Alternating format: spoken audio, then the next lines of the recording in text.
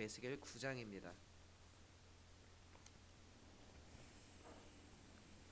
에스겔 9장 저 여러분이 한 절씩 교독하겠습니다. 또 그가 큰 소리로 내 귀에 외쳐 이르시되 이 성읍을 관할하는 자들이 각기 죽이는 무기를 들고 나오게 하라 하시더라.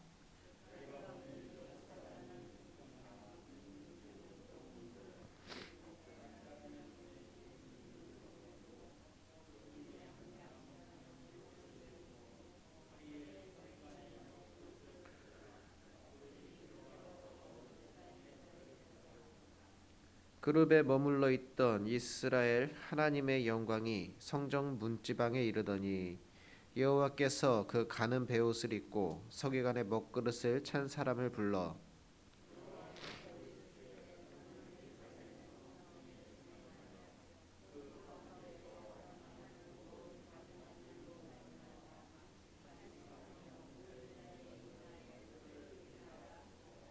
그들에 대하여 내 귀에 이르시되 너희는 그를 따라 성읍 중에 다니며 불쌍히 여기지 말며 긍휼을 베풀지 말고 쳐서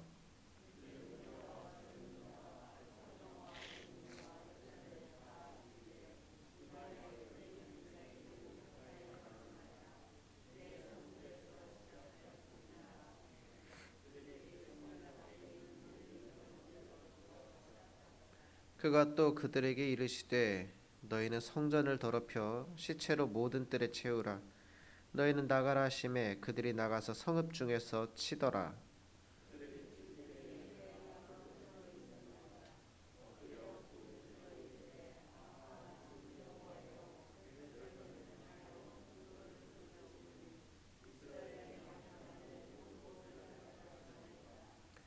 그가 내게 이르시되 이스라엘과 유다 족속의 죄악이 심히 중하여 그 땅에 피가 가득하며 그 성읍의 불법이 찼나니 이는 그들이 이르기를 여호와께서 이 땅을 버리셨으며 여호와께서 보지 아니하신다 함이라.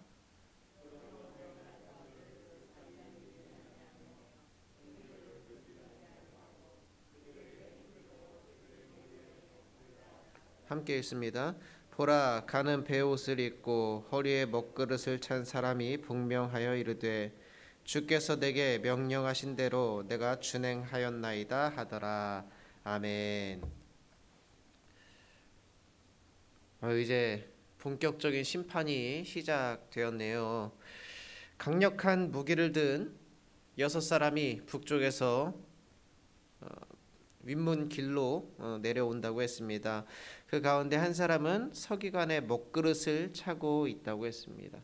북쪽에서 내려온 심판자들, 그 사람들에 의해서 성읍의 사람들은 이제 심판의 대상이 되었지요. 성전에 가까이 있는 사람들부터 멀리에 있는 사람들까지 너나 할 것 없이 모두 다 그 칼날 앞에 쓰러져 갔습니다. 그런데 내 성소에서 시작하라고 했어요. 하나님은 성소를 가장 나중에 심판하신 것이 아니라 가장 먼저 손을 대셨습니다. 그리고 하나님의 그 심판의 칼끝은 자비가 없습니다. 긍휼이 없어요. 노인과 젊은이, 처녀와 어린아이, 부녀에 상관없이 그 심판이 모두에게 임했습니다. 그런데 딱 한 부류의 사람, 이 부류의 사람만큼은 그 재앙을 피했습니다. 여호와께서 이르시되 너는 예루살렘 성읍 중에 순행하여 그 가운데에서 행하는 모든 가증한 일로 말미암아 탄식하며 우는 자의 이마에 표를 그리라 하시고 그 표가 있는 사람에게는 손을 대지 말라고 이야기하셨습니다. 이마에 표를 그려놓고 시작한 심판이었어요. 그리고 그 표가 이마에 있는 사람들은 어떤 사람들이냐? 이 세상에서 벌어지고 있는 모든 가증한 일들, 역겨운 일들, 나쁜 일들에 대해서 하나님의 심정으로 안타까워하고 탄식하고 울었던 사람들이라는 거예요. 그 안에서 일어나고 있는 모든 역겨운 일들 때문에 탄식하는 자들, 그런 자들에게는 이마에 표식을 하고 그 사람들은 피해서 심판을 내리겠다는 겁니다. 여러분, 우리는 어떻습니까? 우리들은 이 표식을 받을 만한 사람들인지요? 이 세상에서 행해지는 수많은 악행들, 그런 것들에 대해서 우리들은 이미 무감각해진 것은 아닌지 모르겠습니다. 또는 적당히 즐기거나 비판을 하면서도 적당히 티나지 않게 즐기는 분들도 계시겠지요. 오늘 하나님은요, 하나님의 마음을 품고 세상을 위해서 또 다른 사람들을 위해서 애통하는 사람, 가증한 일에 대해서 진심으로 아파하고 슬퍼하고 염려하면서 자기 가슴을 치는 사람, 그런 사람을 애타게 찾고 있다는 것입니다. 우리 아까 불렀던 찬양에 주 예수를 찾는 이 앞에 참 밝은 빛 비추어라, 이런 게 있어요. 여러분, 부흥이라는 것이요, 다른 거 아닙니다. 그렇게 주님을 찾는 사람들, 죽어가는 사람들, 그런 사람들을 애통하게 여기는 마음, 여기에서 부흥이 시작되는 거예요. 소망이 없이 살아가는 사람들, 하늘 아버지를 빼앗기고 살아가는 사람들, 흑암의 권세에 매여 있는 그런 사람들에게 참 밝은 빛을 비추어 주는 것, 그것이 우리가 해야 되는 일 아니겠습니까? 여러분, 이 세상을 향해서 아직도 하나님을 알지 못하는 사람들을 위해서 애통하고 슬퍼하고 눈물을 흘리는 자들이 되기를 바랍니다. 먼저는 내 안에 그런 애통이, 그런 세상을 보면서 슬퍼하는 마음이 없어진 내 마음을 위해서 먼저 기도하셔야 돼요. 그리고 세상을 위해서 애통하고 안타까워하는 그런 마음들이 먼저 생기면 그 다음엔 자연스럽게 기도가 하게 되겠지요. 심판이 시작이 되면서 참 많은 사람들이 하나님의 칼 앞에 엎드려집니다. 우리가 신앙생활을 하면서 가장 큰 절망을 느낄 때는요, 다른 게 아닙니다. 하나님이 더 이상 나에게 말씀을 주지 않으실 때예요. 이제는 탁 끊어진 거지요. 말씀 묵상을 할 때 가장 고통스러운 거는요, 그 말씀이 내 폐부를 깊숙이 찌를 때 아니에요. 언제냐면 그 말씀이 나에게 아무런 감흥이 없을 때입니다. 성경을 아무리 몇 번을 읽어도 이 본문이 나랑 무슨 상관이지? 라는 생각이 들고, 설교를 아무리 들어도 내가 여기에서 왜 이런 설교를 들어야 되지? 이럴 때 우리의 신앙은 사실은 굉장히 고통스러운 상태에 빠진 거예요. 하나님이 나의 이런 상황에 대해서 아무런 말씀도 없으시고, 또 이렇게 하라 저렇게 하라 해주는 사람도 없고, 주변에 이때가 바로 끝인 거예요. 끝이라는 것은 죽음이 끝이 아닙니다.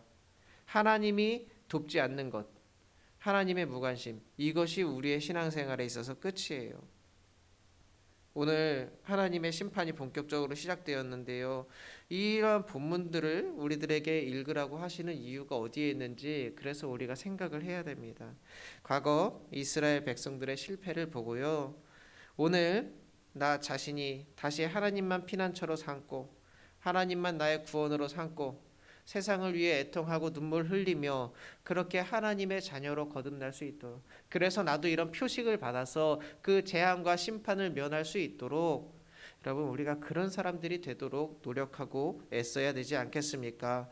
오늘 에스겔도요, 혼자서 그 성읍에서 엎드려져서 이 성읍을 위하여, 그리고 저 죽어가는 사람들을 위해서 얼마나 애통하고 울었는지 몰라요. 이 성읍을, 이 남은 자들마저 다 멸절시키리셔 하시나이까 그 사람들을 위해서 애통하고 울었다고요. 여러분, 이 세상을 향해서, 그리고 하나님을 알지 못하는 많은 사람들을 향해서, 그리고 무엇보다 이 세상에서 벌어지고 있는 악행들을 바라보면서 나라와 민족을 위해, 그리고 열방을 위해 날마다 기도할 수 있는 저와 여러분이 되기를 소망합니다. 기도하겠습니다.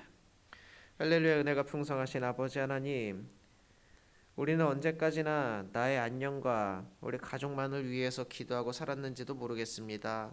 세상을 향하여 탄식하고 세상을 보고 애통하는 마음을 우리 가운데 허락하여 주시옵소서. 이 나라와 민족을 위하여, 열방을 위하여 기도할 수 있는 마음을 우리 가운데 허락하여 주시옵소서. 우리의 눈이 세상을 향할 때에 우리 또한 하나님 아버지의 심판을 면하게 될 줄로 믿습니다. 나 혼자만의 안녕이 아니라 이 세상을 위해서 애통할 때에 하나님의 심판이 우리를 피해갈 줄로 믿습니다. 하나님, 애통하는 마음을 우리 가운데에도 허락하여 주시옵소서. 이 시간 하나님 아버지 앞에 나와 우리의 시간과 함께 예물도 올려드립니다. 하나님 아버지, 아버지께서 예물도 귀하게 받으시고 크신 은혜 베풀어 주시옵소서. 베풀어 주신 모든 은혜 감사드리며 예수님의 이름으로 기도드리옵나이다. 아멘.